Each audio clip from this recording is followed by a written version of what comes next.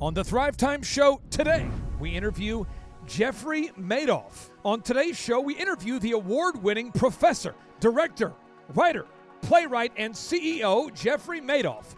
And he joins us today to share about his new book featuring insider advice from the likes of Daymond John, Tim Ferriss, Kathy Ireland, and other big-time success stories. He also shares with you why you must learn to sell well and how to gain your first 10 customers as a creative, as a business owner, as an entrepreneur. Ladies and gentlemen, this show is so packed with knowledge bombs, I'm slightly worried about your safety. So grab a pen and a pad and prepare to enter into the entrepreneurial lab. Ladies and gentlemen, my interview with the legend, Jeffrey Madoff. Get ready to enter the Thrive Time Show. We started from the bottom, now we here. We started from the bottom and we'll show you how to get here. Started from the bottom, now we here. We started from the bottom, now we here.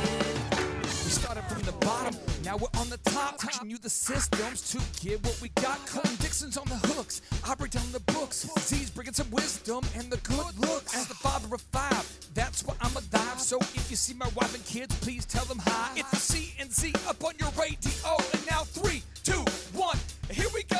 We started from the bottom, now we here.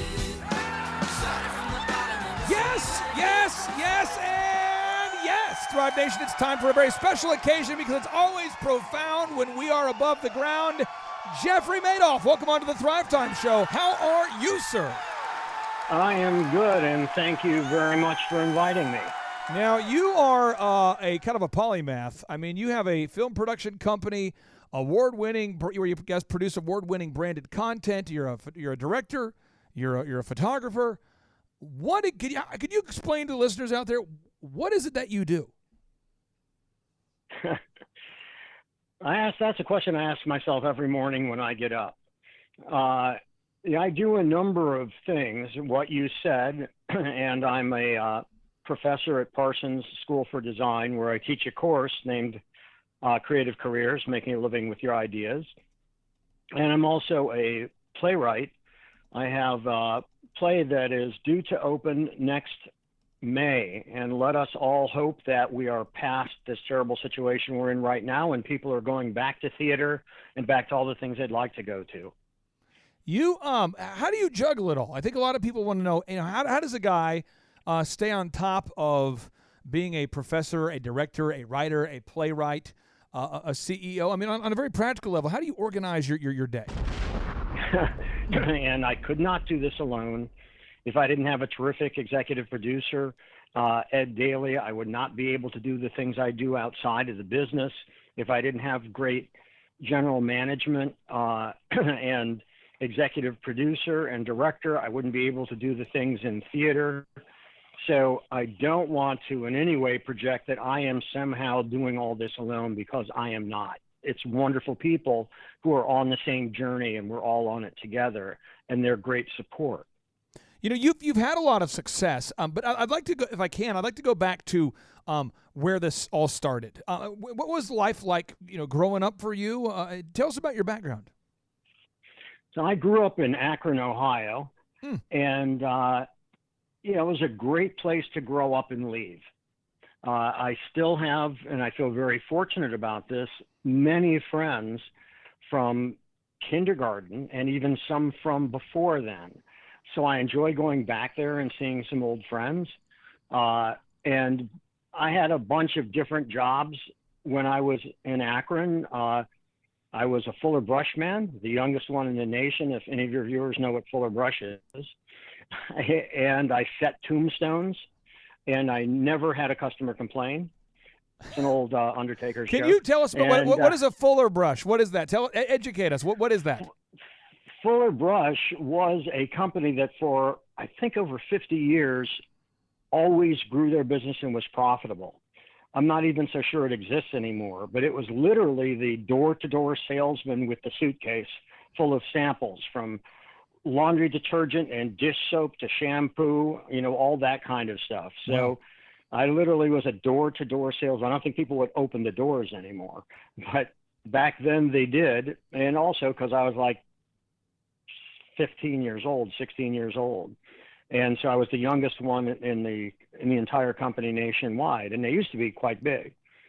So it was door-to-door sales. And man, that's an incredible learning experience, because you've got a very few seconds to engage somebody before they slam the door in your face, especially when you're knocking, you're not expected, and what you are hoping for is to sell them something. So that was incredibly good training for me. There was a gentleman years ago who was the CFO of a company called Helmerich & Payne, a big company in Tulsa, Oklahoma, a billion-dollar company. And I remember sitting down with him one day, and I was asking him about what were some of the best experiences that he had been through that allowed him to become so successful as a CFO. Like, what was the best training experience? And he said, selling life insurance. And I'm thinking, what? I mean, this is a very powerful company, billion-dollar company. He's the CFO of the company. I was thinking it was some class. This guy went to Harvard. I was thinking it was some class, some book. He said the life insurance training was powerful, dealing with that rejection, the door-to-door, the door knocking. What advice would you have for the listeners out there that have avoided learning the sales game? It's really an interesting question, because to a lot of people, the notion is, that sales is somehow associated with somebody who's trying to push used cars or something.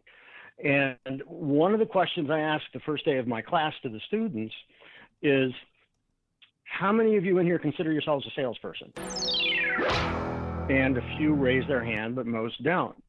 And I said, okay, so you've got work you want to get out there. They're all creative students. They're designers, photographers, journalists, all of that.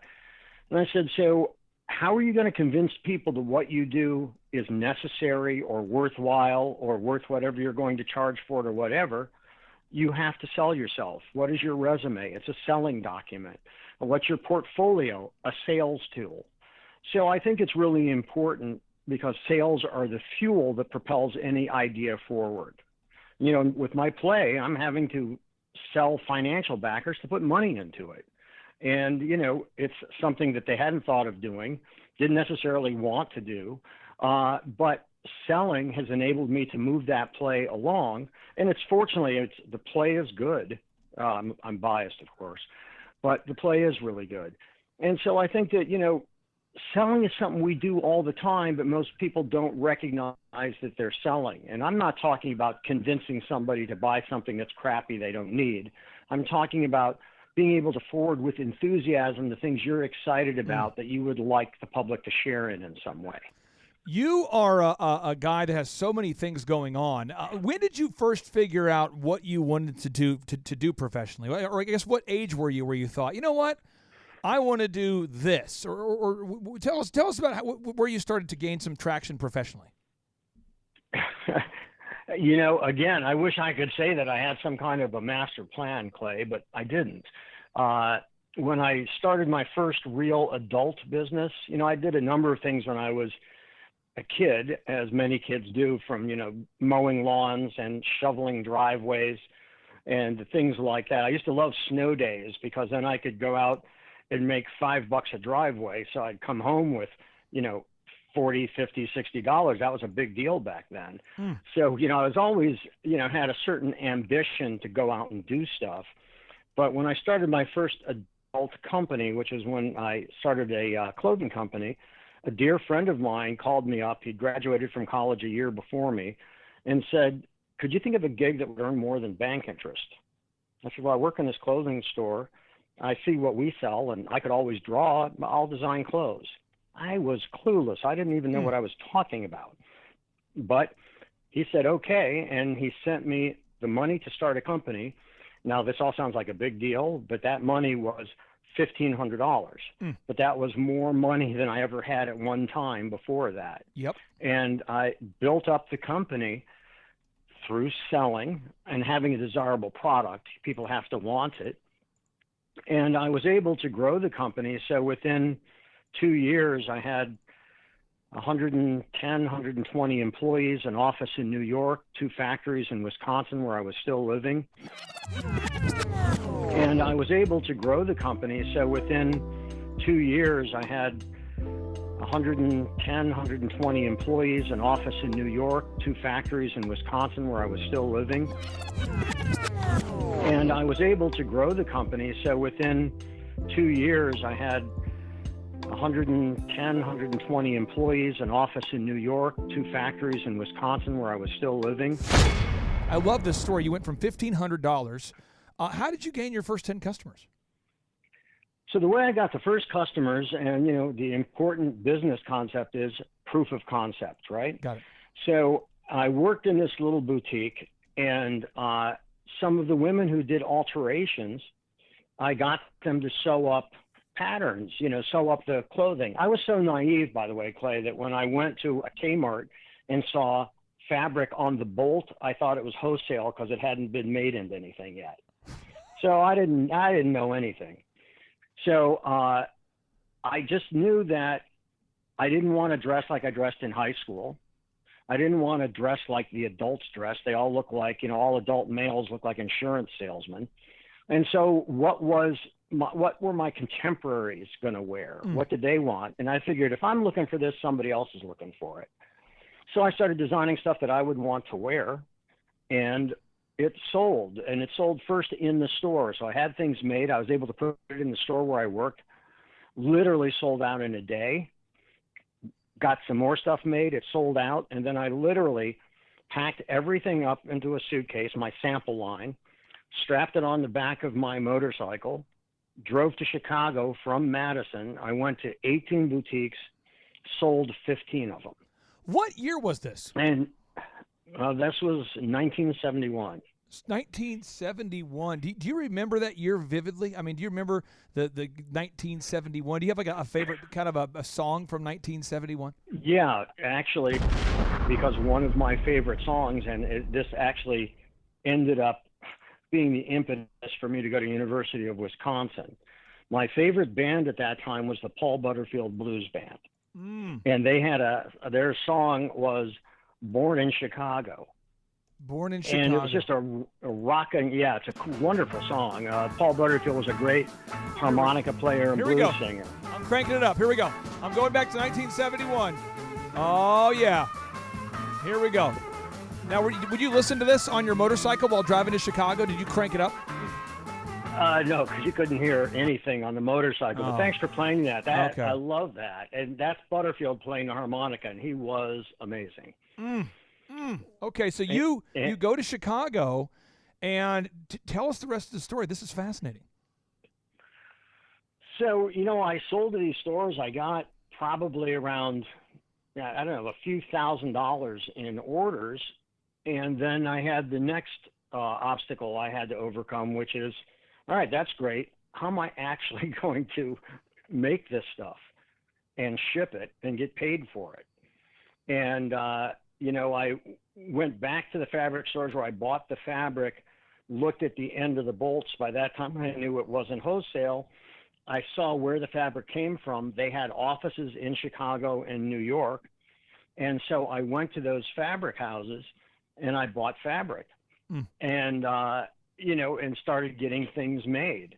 And when I went to, whatever it is you're pursuing in life, you are sometimes lucky, and I was lucky many times, where I met people who just found it interesting that I was trying to do what I was trying to do. And they became like mentors to me, not like mentors, they were. When I was buying fabric, a lot of the fabric salesmen, when I went up into their offices, wanted nothing to do with me because I was like 21 years old, hair down past my shoulders, carrying my motorcycle helmet. And, at that time, young people weren't doing startups. So I was a complete anomaly. And a lot of them didn't want to meet with me and didn't want to give me the time of day. But then I met a man who was really nice, who thought he just got a kick out of the fact that I was doing what I was doing. And he said, so do you have a contractor? And I said, I'm not sure. What's a contractor? And he said, somebody to make your clothes. How are you going to get the clothes made? And I said, I don't. I mean, I've been using these sample makers, but now I've got enough orders I need to get it made. And he said, all right, let me do this for you. And he puts a call into a guy who was a contractor in a small town in Wisconsin, and he asked him if he would meet me. So I motorcycled to his factory with my samples on the back, and there's this guy standing on the front porch. His name was Jerry Berger, and he's got a cigarette hanging from his lower lip. And as I'm driving up, he's like shaking his head, and I get off and say hi to him. And he said, "So let's see the shit you brought." And we walk in, and he goes, "Lay it out here." And he looks at me, and he said, "So how much did you sell?" I said, "About $55,000. Of this?" I said, "Yes." "You sold $55,000 of this?" I said, "Yeah, I did." It was balls. With me making your stuff, you're going to make $1 million. And that started a friendship and a mentorship, because he was just a terrific guy, colorful, interesting guy. And he helped me get started. And, and you need that. Everybody needs that when they're going out there, is to find people who can give you wise counsel, who can help you, who can introduce you to people. And again, those are lessons that have translated when I went into film, when I went into theater, teaching, all of those things. It's, find people who are doing what you would like to do, or who have knowledge, and try to establish a relationship with them and be honest about why you want to spend time with them, and what it is you hope to know. And he was the beginning, making things so that my business, because it was literally doubling like every 3 or 4 months, I was able to grow and meet the demand because we were working together, and he was on my side.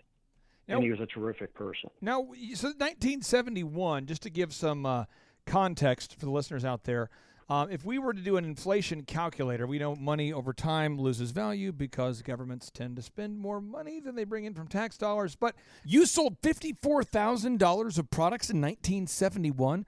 Is that correct? No, it was about 55,000. And so that would be equivalent, close to 550 to 600,000. Wow. That is, this just in, that's a large number. And how did you get these sales appointments? I mean, how did you do it? Did you just walk in? Did you cold call? What was your moves? Yeah, that's where the Fuller Brush experience came in, because I found out where the stores were in Chicago. There was a couple of main streets where most of the boutiques were. And the thing about the boutiques is that it was people not much older than I who owned them. So they were kind of hip places. And so when I walked in there, it wasn't like I was walking down the halls of the Merchandise Mart in Chicago and people didn't want to talk to me. These were my contemporaries. And so they were, not all, but many were my contemporaries.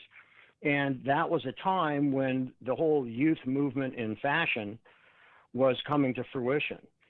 So I went literally from door to door into the stores that I knew existed and knew carried the kind of stuff that I did. You have to know, of course, where your market is. And for the most part, I was welcomed, and most of the people bought. And the clothes showed up on time. They paid for them. And, I brought in money through revenue, but pretty quickly, because I was growing so fast, I had to get financial backing. How did you go about getting financial backing? I mean, what is the process like? You would tell, because I know you met somebody who decided to team up with you, but how did you meet the guy? Well, how did I meet the guy in terms of getting financial backing? Yeah, I think a lot of listeners are out there going, I agree with this. They need to meet the right key people. And it just, yes. I want to get into the details of how you did this, because your life is fascinating. And I think a lot of listeners, it's like they have a hard time connecting the dots, from point A to point B. Can you kind of walk us through the nitty gritty, that messy middle stuff of how you met the key people you needed to know? Well, so I met that contractor. Yep. Through the fabric salesman. He knew him because he'd been doing business with him for years, sending fabric to him because he manufactured clothes for a number of other companies. So he introduced me to this guy, Jerry, who was a wonderful man. I met in school at the University of Wisconsin. I met the daughter of this man who had 5 banks. He owned 5 banks in Wisconsin. Wow. And the daughter, her name was Sabina, was really nice. And she said, you should meet my dad. And I said, what's your dad do? And she said, well, he's a lawyer, but he also owns 5 banks. I said, I'd love to meet your father, because you need money to grow. Right. And when I met with him, by that time, there were a number of write-ups about me in fashion magazines and some papers, newspapers, and so on. And so he found it so novel, and he liked the fact that I was employing so many people because they would do business, their paychecks and everything in his bank. So he backed me because he was 5th generation Wisconsinite, and he wanted to help people in Wisconsin have employment. Mm. And so we started a business relationship together. And he was a very good man. But when I finally decided that I wanted to move to New York and that I just wanted to be in New York all the time because I'm a stimulus junkie and I just love it here. Although initially, I will admit, it was intimidating when I first came here. He said, look, you know why I back you. And if you move to New York and move the basis of the business to New York, I'm not going to continue backing you. And I said, I understand. I mean, you made it clear at the beginning why you backed me. And at the beginning, I never thought I wanted to move to New York. And I thought about it and thought, money comes and goes, but time only goes. And I told friends of mine, okay, I'm moving to New York. And they said, well, do you have a place to live? And I said, no. Would you have friends there? And I said, no. I said, well, do you have a job lined up? I said, no. They said, well, aren't you afraid of what's going to happen if you move there? I said, actually, I'm afraid of what's going to happen if I don't. And I just knew that I just wanted another path. So back to your earlier question about some grand design and when did I know, I still don't know. This play is a new venture. This book is a new venture. I haven't done either of those things before. And so it's back again to the key phrase for me is engagement. I think you have to know why you're doing what you're doing. It doesn't necessarily have to be any part of a grand plan, but I know with the play, or I know with the book, I wanted to get the ideas out there, and that there is a much wider audience for those ideas than the classroom that I teach every semester. And fortunately, there are people that seem to agree, and I was able to get a book deal. And now I'm in, this promotion because my book just launched today.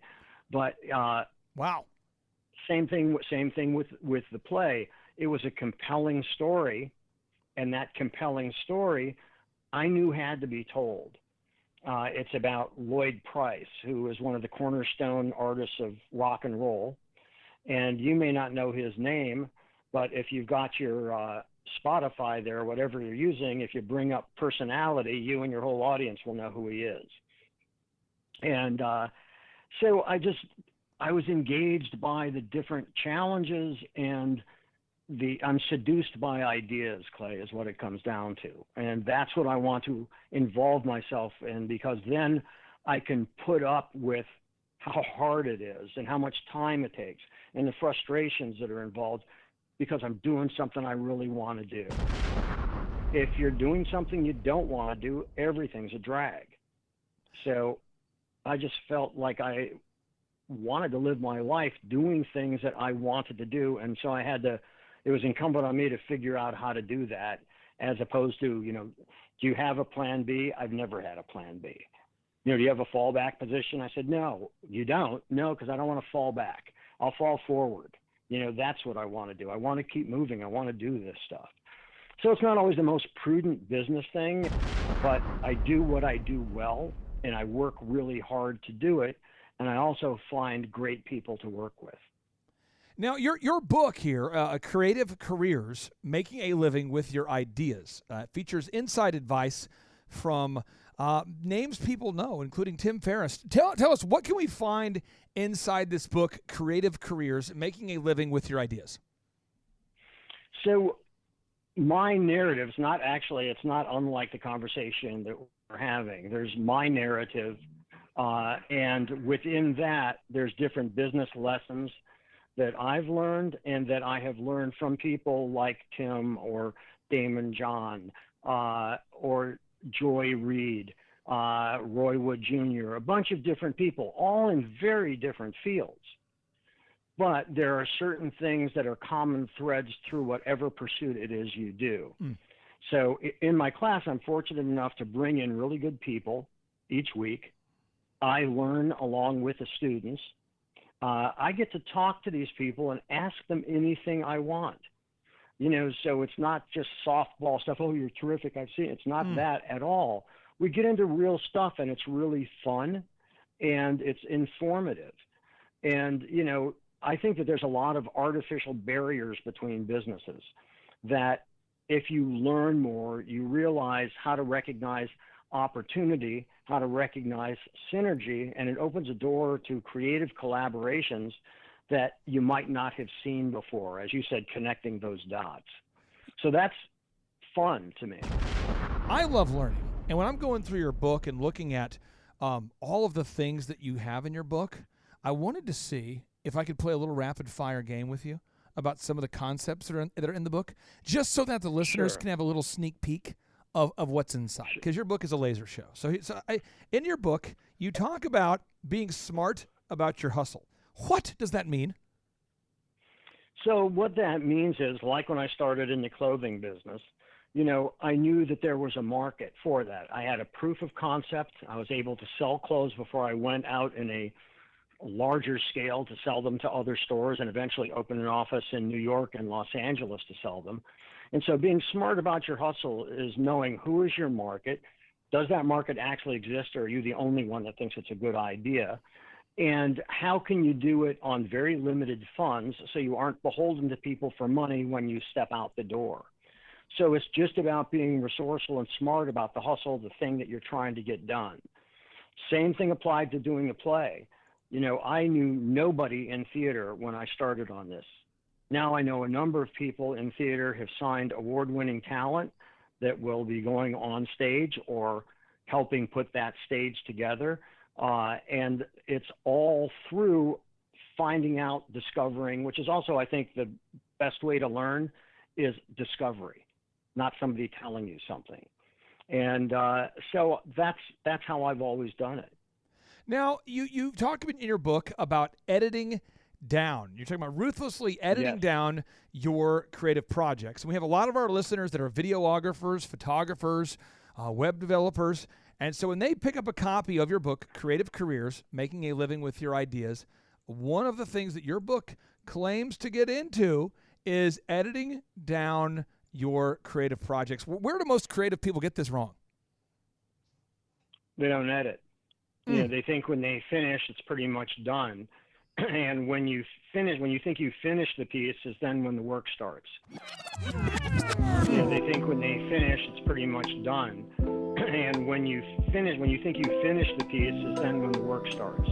And it's no matter what you do. If you're a writer, it's all editing. If you are a filmmaker, it's editing. If you're a musician, it's editing. If you're a photographer, it's editing. If you're a designer, it's editing. It's the greatest phrase that a sculptor wrote down said something to this effect. Somebody said, how did you take a block of granite and sculpt a woman? And he said, I chip away everything that doesn't look like a woman. And I love that answer.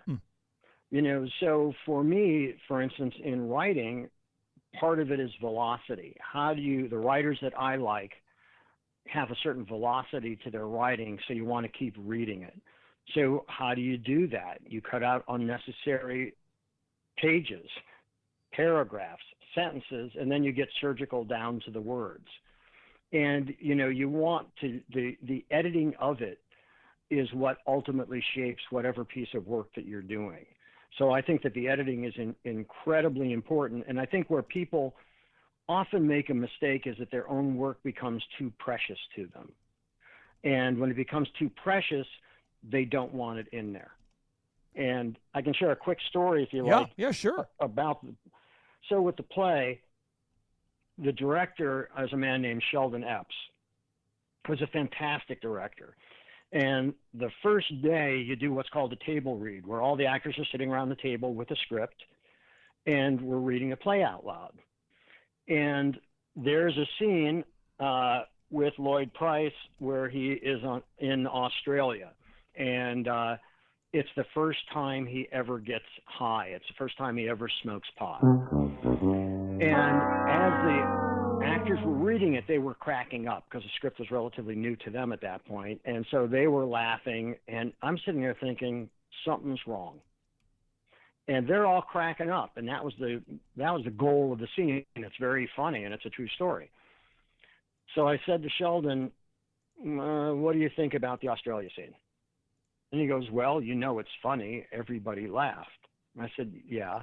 He said, but you're questioning it. And I said, I am. And he said, well, I have a question for you. I said, what's that? He said, does it move the story? Is it relevant?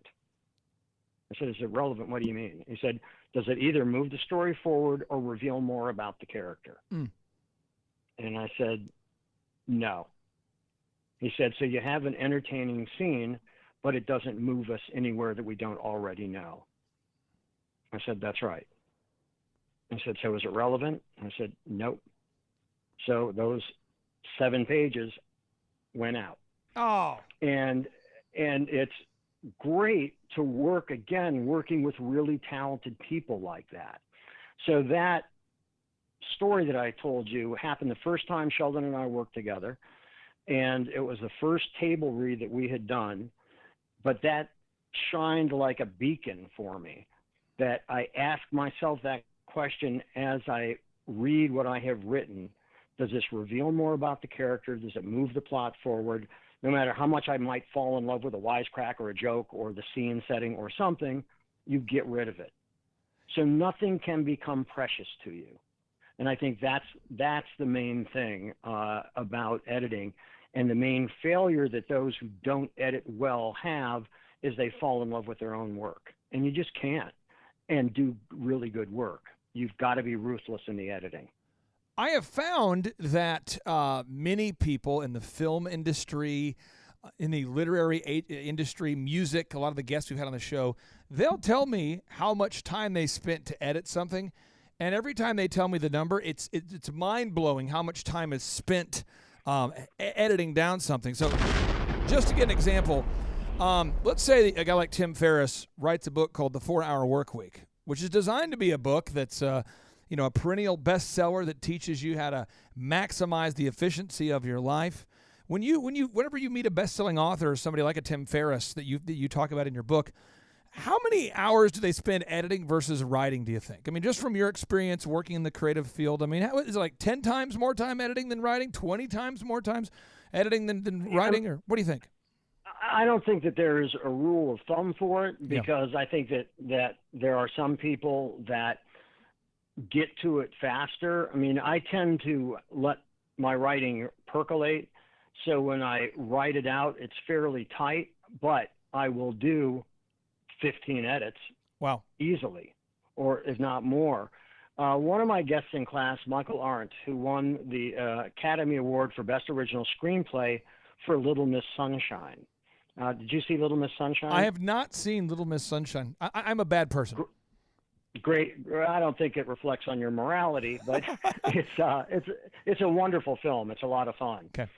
So all the lore out there was that, this was his first major film, and that, he wrote it in less than a week.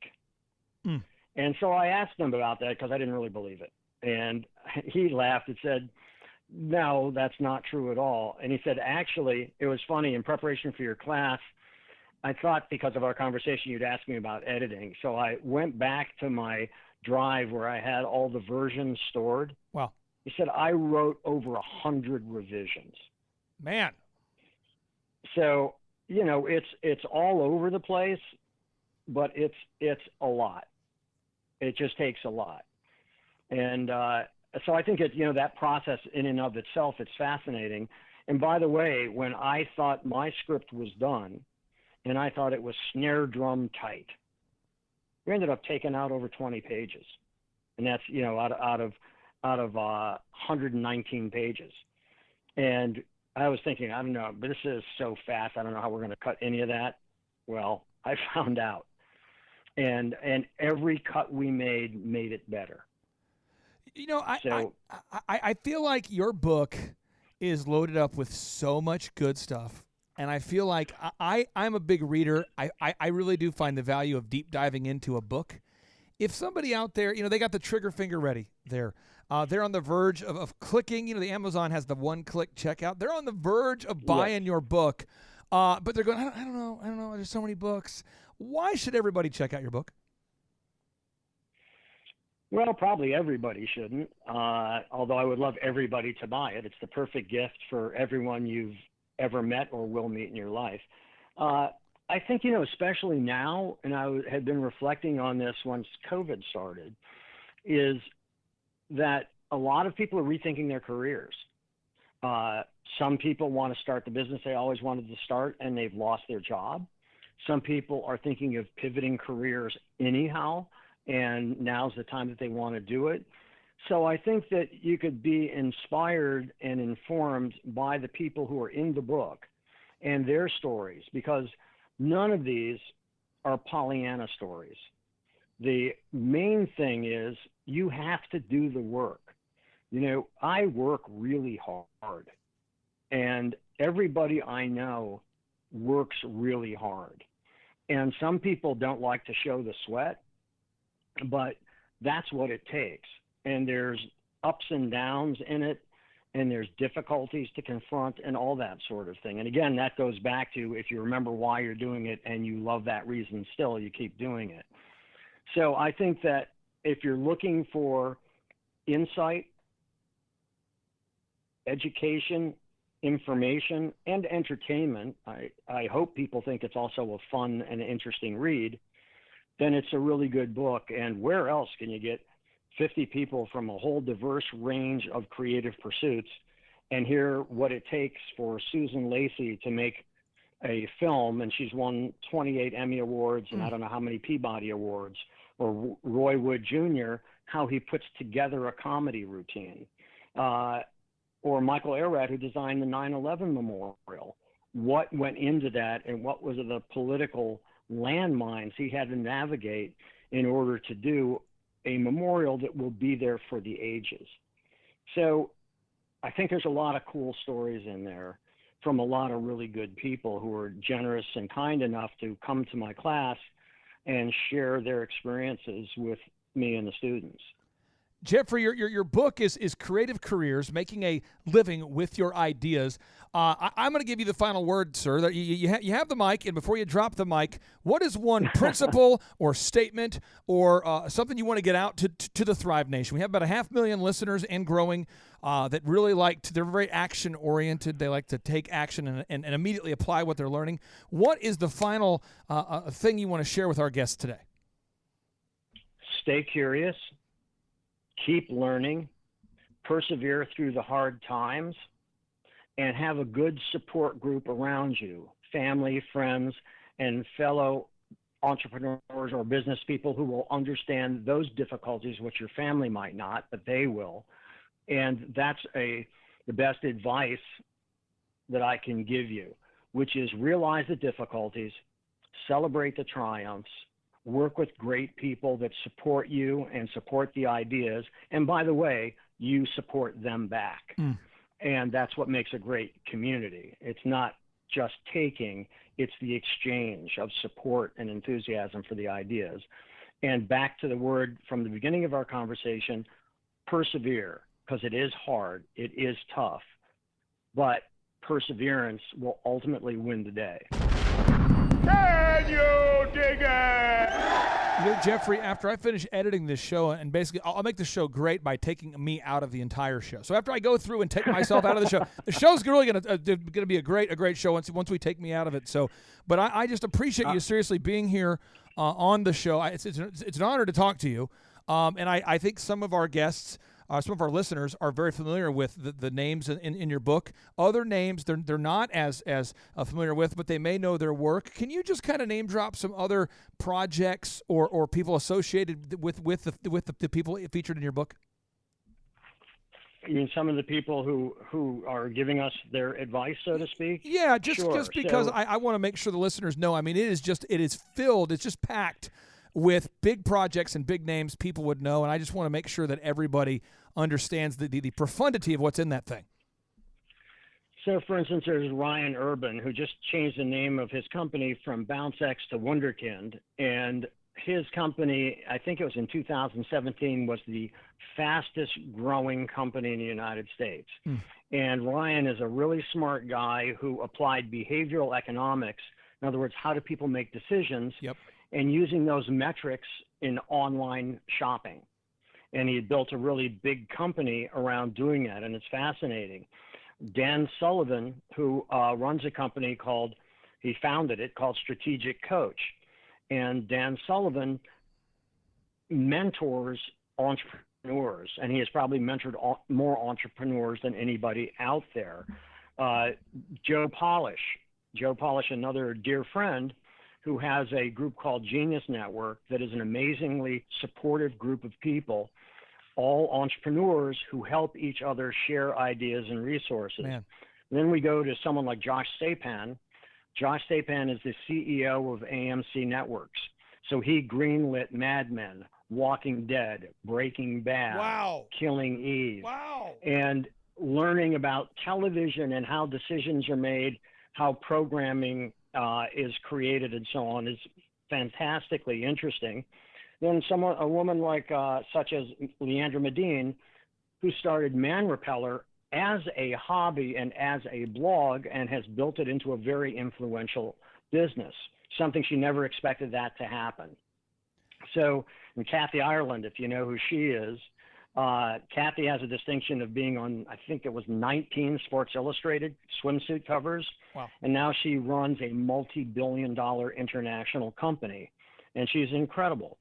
So there are so many people in here that I could go on, but there's just so many people and such a diverse and divergent range of experiences that you can learn from, because again, it all comes back to certain focuses that the protocols of all businesses are essentially the same. And if you can learn from people who have succeeded in doing these things, you can learn a lot. Jeffrey, imagine. I didn't mean to cut you off there. Sorry, you said imagine, it cut off there for a second. I was just going to say, imagine how much fun it is when I talk about, why I do it, and the motivation is every week I look forward, probably not unlike you really, Clay, where you get to meet interesting people. Oh, yeah. I'm hoping you find me interesting. But you get to meet people that you can learn from. And as you said earlier, you're very curious, as am I. So what a great way. You set up something to make a living by your ideas, with your ideas, and that is doing this podcast and bringing in people that, first and foremost, you find interesting, and by proxy, your audience that's growing will find it interesting too. That is 100% correct. And I find actually when I go in and edit the show, in all sincerity, I learn more the second and third time listening through. I pick up on nuances, and I pick up on, and I find that wisdom is acquired a little bit of at a time. It's almost like a big puzzle. And once you've seen the cover of the box, if you see a puzzle with like a landscape of a mountain range or something, then you can kind of see where all these different puzzle pieces fit together. And I just endorse everybody checking out this book, Creative Careers, Making a Living with Your Ideas. Jeffrey, thank you so much for being on the show. Well, thank you, Clay. I really enjoyed it. Great questions, and it was a lot of fun. Thank you. Take care. And now, without any further ado, 3, 2, 1, boom! Hi there, my name is Stephanie Pipkin. I am 24 years old and I own Black River Falls Cleaning Services. We opened in April of 2019 and it is now mid-June of 2020. So I wanted to talk today about the success and growth I have achieved by implementing the Proven Path with Clay Clark's team and my business coach Luke from Thrive Time. It has been insane to say the least. I started working with them in mid-February of this year, so we're about 4 months in of working together, and it has completely transformed my business in pretty much every facet. So I'm gonna check my notes here. So in 4 months, my leads have tripled. I was getting probably like 2 leads a week. Now I'm getting more in the like 10 to 15 leads a week. I have doubled my number of employees. I'm now hitting the highest revenue weeks in the history of the company, week to week it seems like. We went from about 6 appointments today as our highest in February to now 14 to 15 appointments a day. And hiring quality employees has become much simpler and less stressful by using their systems for hiring. I typically only get maybe 2 complaints a month, if that, and everybody shows up to work. I just have really high quality employees now, especially in something people typically consider a high turnover type of work, you know, cleaning houses, cleaning businesses. I have amazing employees now, and I get rid of the ones who are not so amazing and bring on new ones because of, you know, group interviews and interviewing every single week. It's just been great, and such I don't waste as much time on low quality candidates anymore. I have successfully gained our second largest commercial client, and this was during COVID. So again, I started working with Luke and Clay in February, and then COVID hit in was mid-March or so. So for the entire month of April, we were shut down residential, April and May, I believe. And so despite that, and again, being a new business and all this stuff, I mean, we came out of COVID like stronger than ever, and now hitting our highest numbers in the history of the company, just leads just piling in. And the beauty is when people call us, they're already sold because of our Google reviews, our online presence, the no-brainer offer that we now give to our clients, which is, you know, if they book their second appointment within a month of the first, they get 50% off. And again, they're just ready to book. I hardly have to do any work, it feels like sometimes, to actually book people. So that's amazing. Every week I meet with Luke, and it's awesome. Obviously, I'm in Wisconsin, he's in Oklahoma, but we have a great time. I know I can text him at any time, call him at any time with any issues I'm having, especially when COVID did hit. They were so helpful in helping me get the PPP grants and everything settled away there, and really pushed me to make sure I was on the ball and getting all of the grants that I was possibly able to, which was amazing. So they've just been such a wealth of information, and when I'm freaking out because, you know, a burning fire is happening, Luke's there to calm me down and, you know, back me off the cliff edge. And it's just awesome to have him, you know, as a resource there. So every week we meet and we have a big tracking sheet. So we track all my leads, we track my numbers, where the leads are coming from, any complaints. I love my tracking sheet. I know it's probably a little extra, but I love it because I can see everything that's actually happening in my business. And this is so important because it's not like I'm just saying, well, I feel like it's busier. I know if it's busier, and I know, are we making a profit every week? Why or why not? It's just amazing. And then I'm tracking my Google reviews, tracking my competitors' Google reviews, and Luke is always pushing me to get more reviews, even though, you know, I was not very comfortable with that at first. It felt just pushy, but now I'm seeing the effects of having a lot of Google reviews, you know, a lot to me at least. It's not very high compared to others, but people are finding us on Google and they're already ready to book because of our reviews. So, you know, going for those reviews has been so integral in having basically easy sell leads. So tracking has been just so vital, and I really enjoy it actually. So anybody who is skeptical about working with Clay or Luke, you know, the whole team at Thrive Time, I was definitely skeptical, and to me, again, new business, it seemed like a lot of money, but in comparison to other business coaches, especially like specific to the cleaning industry like I'm in, I mean, you're talking like $10,000 a month, and honestly, I feel like I get like that much value out of Luke just by meeting with him once a week. It's amazing. And it has just transformed my business in every single aspect. I mean, I always, aspired to be a successful business owner. And now, I mean, it's not even a question that this business is going to be successful, even if a pandemic happens and you have to shut down. I mean, if I can make it through that and directly because of them, it is absolutely because of them. Obviously, I'm a hard worker, blah, blah, blah, all that. And, I was made to be an entrepreneur.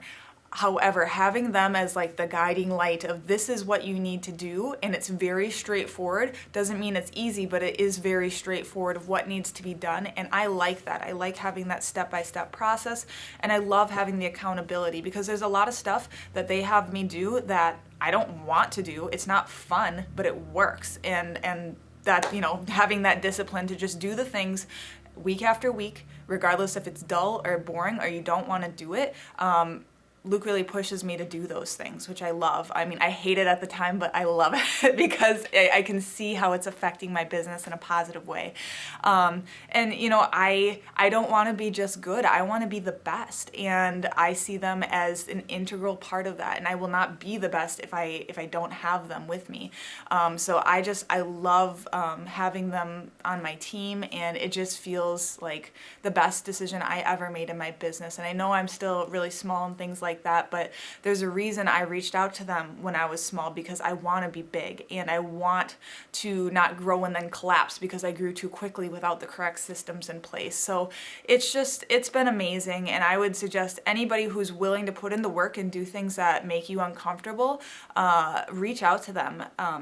But if you are not willing to change the way you are doing things, if you're not willing to implement a no-brainer, if you're not willing to ask for Google reviews, if you're not willing to write content, really, really boring content for your website so the Google bots find you, then don't reach out. You need to be willing to put in the work as well. And your coach will hold you accountable. I mean, which I love. Again, the tough love is really great. Luke's like a stern father figure, but he's also nice, but also stern when he needs to be, when I'm being lazy and not doing the things that I know I need to do because I don't want to do them. So that's just great. Worth every penny. I mean, I'd pay him $1 million a month if I can, and maybe someday I'll be able to. But I would just say go for it. If it seems like a good fit, just go for it. Do what they say, even if you think it's stupid or ridiculous. Just do what they say, because it'll work. People, when they look at my business, people in my town, they think I'm lucky. They think I'm just, things just happen for me. And, maybe I am lucky, but it has a lot to do with hard work and, perseverance and, working till you cry sometimes. That's just being an entrepreneur, which if you're a business owner, you understand that. But it's having these systems in place of, of course I'm going to be successful. It's an absolute, because I have all this stuff in the background happening, and I have Luke and Clay and everybody on their team working really hard to make sure that I'm a success. And I can tell that they are just so excited every single week when I'm having all these wins and things like that. They're so excited for me. So it's the best thing ever, and I would suggest to anybody to work with them. So sorry for the long-winded reply, but I just had so much to say, and I could go on for hours probably about how amazing they are. But thank you to Clay and Luke and the entire team there, everything you guys have done for me, and I am so excited to continue to work with you for years to come. Thanks so much for watching.